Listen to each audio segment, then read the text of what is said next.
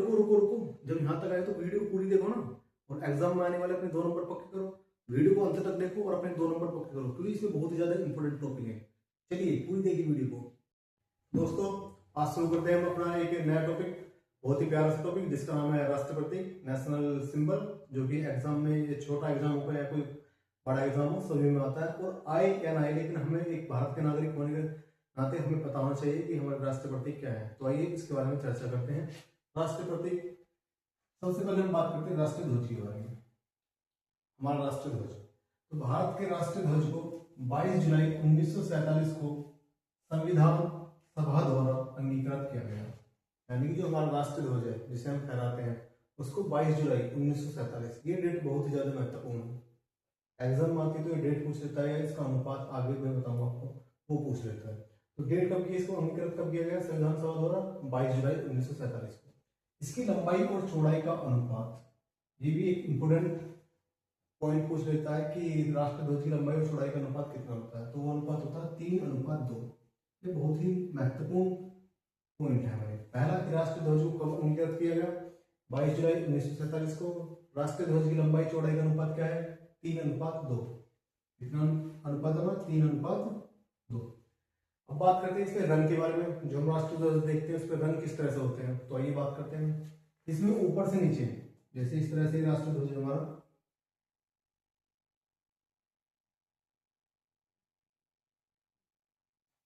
तो इसमें ऊपर से नीचे, अगर ऊपर से नीचे की बात करूं तो केसरिया, सबसे ऊपर केसरिया, फिर सफेद यहाँ पे, और नीचे हरा। यहाँ पे केसरिया, यहाँ पे सफेद, और यहाँ पे हरा। रंग की 3 पट्टियां होती है। पट्टियां, पट्टी नंबर 1, पट्टी नंबर 2, पट्टी नंबर 3। यानी कि राष्ट्रीय ध्वज में 3 पट्टियां होती है जिसके जो रंग होते हैं केसरिया, सफेद और हरा होता है। अगर मैं इसी क्रम की बात करूं तो सबसे ऊपर केसरिया होता है, बीच में सफेद होता है और नीचे हरा होता है। सफेद पट्टी के केंद्र में 24 तिल्लियों वाला एक गहरे नीले रंग का एक चक्र होता है। यानी ये जो चक्र है ये किस कलर का होता है? ये नीले कलर का होता है, गहरे नीले रंग का। और इसमें क्या होता है? इसमें 24 तिल्लियां होती हैं। ये क्वेश्चन कभी कभी पूछ लेता है कि जो हमारा राष्ट्र ध्वज होता है उसमें जो चक्र होता है इसमें कितनी तिल्ली होती है, तो उसमें 24 तिल्ली होती है। तो राष्ट्र ध्वज से आने वाले क्वेश्चन यही है कि राष्ट्र ध्वज को अंगीकृत किया गया तो 22 जुलाई 1947। लंबाई और चौड़ाई कितनी है राष्ट्र ध्वज की? 3:2। कितनी पट्टियां हैं? 3 पट्टियां हैं। चक्र में कितनी तिल्लियां हैं? 24 तिल्लियां हैं। अब इसमें एक बहुत ही इंपॉर्टेंट नोट है हमारा कि 22 मार्च 2018 को कर्नाटक के बेलगाम में देश का सबसे ऊंचा तिरंगा झंडा 361 फुट, यानी कि 361 फुट ऊंचा झंडा, यानी देश में इससे ऊंचा झंडा कभी नहीं फहराएगा। कर्नाटक के जो बेलगाम जगह है वहां पे देश का सबसे ऊंचा झंडा फहराएगा जिसकी ऊंचाई थी 361 फुट। कब फहराया? 22 मार्च 2018। तो ये फैक्टर में याद होना चाहिए। बात करते हैं राष्ट्रीय चिन्ह। राष्ट्रीय चिन्ह क्या है हमारा? राष्ट्रीय चिन्ह है हमारा अशोक चिन्ह। अशोक चिन्ह। तो बात करते हैं भारत का राष्ट्रीय चिन्ह। भारत का राष्ट्रीय चिन्ह सारनाथ के अशोक स्तंभ से लिया गया है। फैक्ट पूछ लेता है कि सबसे पहले की राष्ट्रीय चिन्ह क्या है? अशोक चिन्ह। कहां से लिया गया? सारनाथ से लिया गया। सारनाथ के कहां से लिया गया? अशोक स्तंभ से लिया गया। ठीक है। मूल स्तंभ में 4 सिंह होते हैं। वो पूछ लेता है कि मूल स्तंभ में कितने सिंह होते हैं? तो 4 सिंह होते हैं, जो कि एक दूसरी तरफ इस तरह से बैठे होते हैं, पीठ करके इस तरह से एक दूसरे से पीठ करके बैठे होते हैं। जो हमारा सिंह है वो साहस और निर्भयता का प्रतीक है। सिंह यानी शेर निडर होता है और साहसी होता है, तो इसलिए जो सिंह है वो साहस और निर्भरता का प्रतीक है। पट्टी के मध्य में एक धर्मचक्र है। इसमें पट्टियां होती हैं, एक बीच में एक धर्मचक्र इस तरह से होता है। इसमें भी तिल्लियां होती हैं और इसमें भी तिल्लियों की संख्या में 24 होती है। इसमें तिल्लियों की संख्या कितनी होती है? 24 होती है। लेकिन ये 24 तिल्लियां 24 घंटों का प्रतीक है। वो पूछ लेगा कि किस चक्र की 24 तिल्लियां 24 घंटों का प्रतीक है, राष्ट्रीय ध्वज या धर्मचक्र? तो धर्मचक्र में 24 तिल्लियां हैं वो 24 घंटों का प्रतीक है। भारत सरकार ने अशोक स्तंभ को राष्ट्रीय चिन्ह के रूप में 26 जनवरी 1950 को अपनाया। क्वेश्चन यहाँ से बन सकता है कि भारत सरकार ने राष्ट्रीय चिन्ह को कब अपनाया? तो 26 जनवरी 1950 को राष्ट्रीय चिन्ह के रूप में अपनाया। अब बात करते हैं चक्र में। दाईं ओर एक सांड है, दाईं ओर एक सांड है जो कृषि प्रधान अर्थव्यवस्था का प्रतीक है। पूछ लेगा कि जो हमारा राष्ट्रीय चिन्ह है उसमें सांड किस चीज का प्रतीक है? तो पहली बात तो सांड की स्थिति पता होनी चाहिए, दाएं तरफ है, और उसका जो प्रतीक है वो है कृषि प्रधान अर्थव्यवस्था का। इस चक्र के बाईं ओर एक घोड़ा है घोड़े की स्थिति पूछ रहे हो किस तरह पर, बाइयों ओर। ये जो प्रतीक है वो अदम्य शक्ति, घोड़ा बहुत शक्तिशाली होता है, परिश्रम और गतिशीलता का प्रतीक है। ठीक है, अब बात करते हैं इसमें कि फलक के नीचे जो सबसे नीचे का हिस्सा होता है यहाँ ये वाला हिस्सा, उस इस तरह का एक हिस्सा है, उस पर मुंडको उपनिषद का सूत्र वाक्य सत्यमेव जयते लिखा हुआ, इस तरह से लिखा हुआ सत्यमेव जयते, सत्यमेव। तो पूछ रहे सत्यमेव जयते कहाँ लिखा होता है, तो फलक के नीचे की तरफ लिखा होता है सत्यमेव जयते। कहाँ से लिया गया, मुंडको उपनिषद से लिया गया। क्या है, मुंडको उपनिषद का सूत्र वाक्य सत्यमेव जयते। किस लिपि में लिखा गया पूछ सकता, तो देवनागरी लिपि में लिखा गया, जिसका अर्थ क्या है कि सत्य की ही जीत होती है। अब बात करते हैं अगले राष्ट्र चिन्ह की। तो अगले राष्ट्रपति की बात करते हैं राष्ट्रगान। राष्ट्रगान हम सभी लोग जानते हैं, जन गण मन। तो जन गण मन किसने लिखा है, रविंद्रनाथ टैगोर ने मूलतः बांग्ला भाषा में लिखा।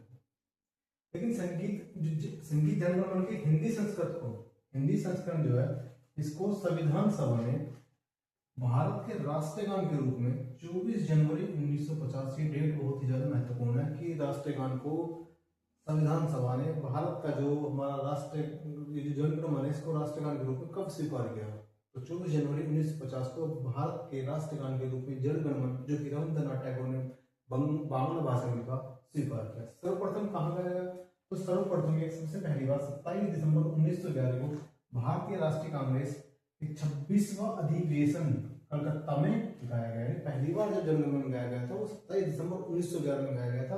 वहाँ पर 26वां अधिवेशन चल रहा था भारतीय राष्ट्रीय कांग्रेस का, और वो 26वां अधिवेशन चल रहा था कलकत्ता में, वहां पर गाया गया था। लेकिन भारत के संविधान ने जो इसे राष्ट्रगान के रूप में जन गण मन को अपनाया है वो 24 जनवरी 1950 को अपनाया।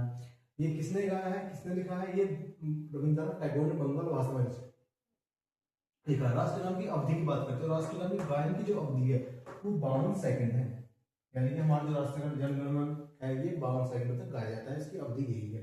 अब आगे बात करते हैं राष्ट्रगीत। राष्ट्रगीत जो है भारत में वंदे मातरम है, जिसकी रचना बंकिम चंद्र चटर्जी ने की है। यानी कि भारत का राष्ट्रगीत वंदे मातरम रचना किसने करी, बंकिम चंद्र चटर्जी ने करी। किस भाषा में करी, तो संस्कृत भाषा में करी। किसमें करी, संस्कृत भाषा में करी। जो स्वतंत्रता संग्राम में जन जन का प्रेरणा स्रोत था, जन जन जो भी स्वतंत्रता चाहते थे, जो लोग स्वतंत्रता संग्राम थे, उनके लिए जन जन हर लोग के लिए प्रेरणा का स्रोत था। इसे जन गण मन के समान दर्जा प्राप्त है। जिस तरह से हमारा राष्ट्रगान है जन गण मन, उसके समान दर्जा प्राप्त है राष्ट्रगीत को। इसे पहली बार 1896 यानी 1896 में भारतीय राष्ट्रीय कांग्रेस के 12वें अधिवेशन कलकत्ता में गाया था। यानी पहली बार राष्ट्रगीत कब गाया गया, तो 12वें अधिवेशन। 12वां अधिवेशन किसका, भारतीय राष्ट्रीय कांग्रेस का। कहाँ पर हुआ, कलकत्ता में हुआ। वहां पे 26वां अधिवेशन कहाँ पर हुआ, कलकत्ता में। 12वां भी कलकत्ता में हुआ। 26वां अधिवेशन की डेट 27 दिसंबर 1911। 12वां अधिवेशन की डेट जो कलकत्ता में वो 1896 में पहली बार गाया गया था राष्ट्रगीत को। राष्ट्रगीत किसने लिखा, बंकिम चंद्र चटर्जी ने लिखा। किस भाषा में लिखा, संस्कृत भाषा में लिखा। नाम क्या है, वंदे मातरम है। किस चीज का ये, तो ये स्वतंत्रता संग्राम में जन जन का प्रेरणा स्रोत है। ठीक है, बात करते हैं राष्ट्रीय पंचांग। राष्ट्रीय पंचांग जो ग्रेगोरियन कैलेंडर है हमारा, यानी कि जनवरी फरवरी मार्च के साथ साथ देश भर में सख्त संमत पर आधारित एक रूप राष्ट्रीय पंचांग भी, जिस तरह से हमारा जनवरी फरवरी मार्च अप्रैल इस तरह से एक कैलेंडर जिसे ग्रेगोरियन कैलेंडर बोलते हैं, इसके साथ साथ एक सख्त संमत पर आधारित भी हमारे राष्ट्रीय एक कैलेंडर है जिसे हम राष्ट्रीय पंचांग बोलते हैं, जिसका जो पहला महीना जनवरी से शुरू ना होता, कहाँ से शुरू होता है, चैत से शुरू होता है। ग्रेगोरियन कैलेंडर में कहाँ से शुरू होता है, जनवरी फरवरी मार्च दिसंबर, मार्च अप्रैल मई लास्ट में दिसंबर पहुंचते हैं। इसे पहला महीना चैत्र से स्टार्ट होता है हमारा, इसमें राष्ट्रीय पंचांग जो हमारा।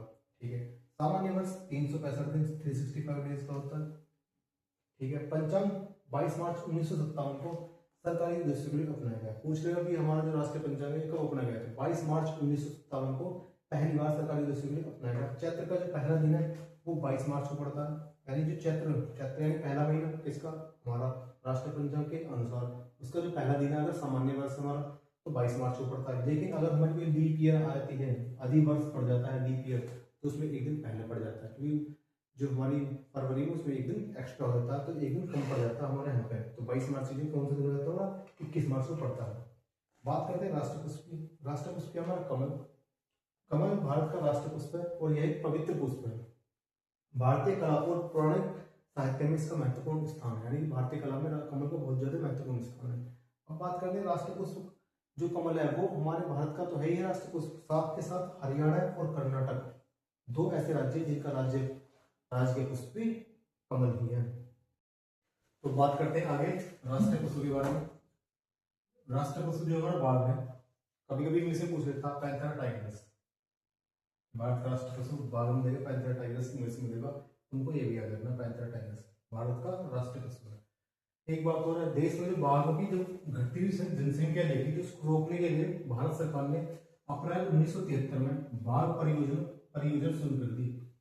जब देखा कि बाघों की संख्या घटती जा रही है, तो अप्रैल 1973 में बाघ परियोजना शुरू कर दी, जिसके कारण बाघ अभ्यारण्य स्थापित किए गए, जिसकी वजह से क्या हुआ, जो बाघ अभ्यारण्य है वो स्थापित कर गए।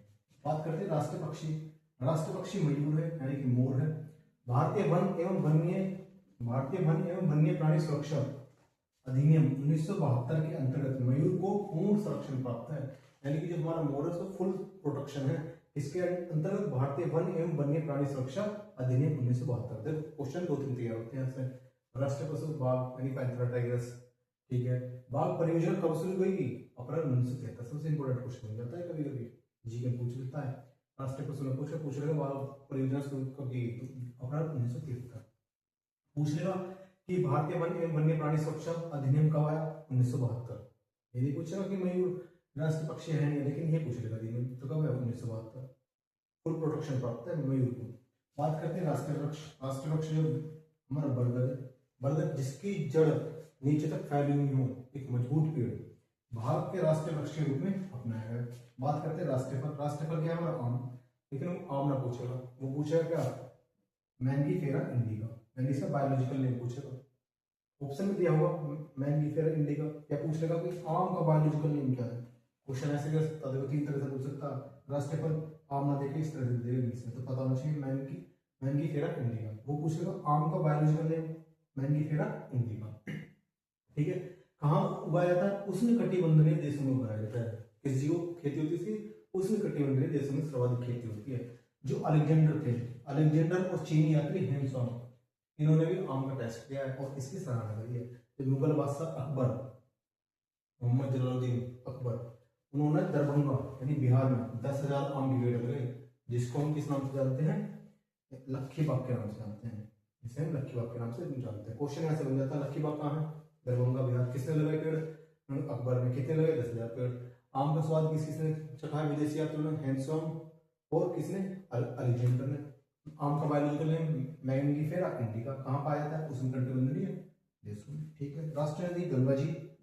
गंगा जी राष्ट्रीय नदी है, भारत की सबसे लंबी नदी है, ठीक है। राष्ट्रीय विरासत पशु, तो राष्ट्रीय विरासत पशु हमारा एशियाई हाथी है, जिसको अक्टूबर 2010 में राष्ट्रीय विरासत पशु घोषित किया गया। तो दोस्तों ये जो क्लास मेरी आज एक छोटी सी क्लास है राष्ट्र प्रतीक की, जो कि बहुत ही ज्यादा महत्वपूर्ण है। एग्जाम में आने वाले क्वेश्चन को क्रैक कर सकते हैं। अलग अलग तरह से पूछे जाने वाले क्वेश्चन जो राष्ट्र प्रतीक से, उनके अधिनियम से आ सकते हैं, उन्हें हम कर सकते हैं और अपने 2 नंबर को सेव कर सकते हैं। तो अगर ये क्लास अच्छी लगी तो वीडियो को शेयर करें, लाइक करें, चैनल को सब्सक्राइब करें।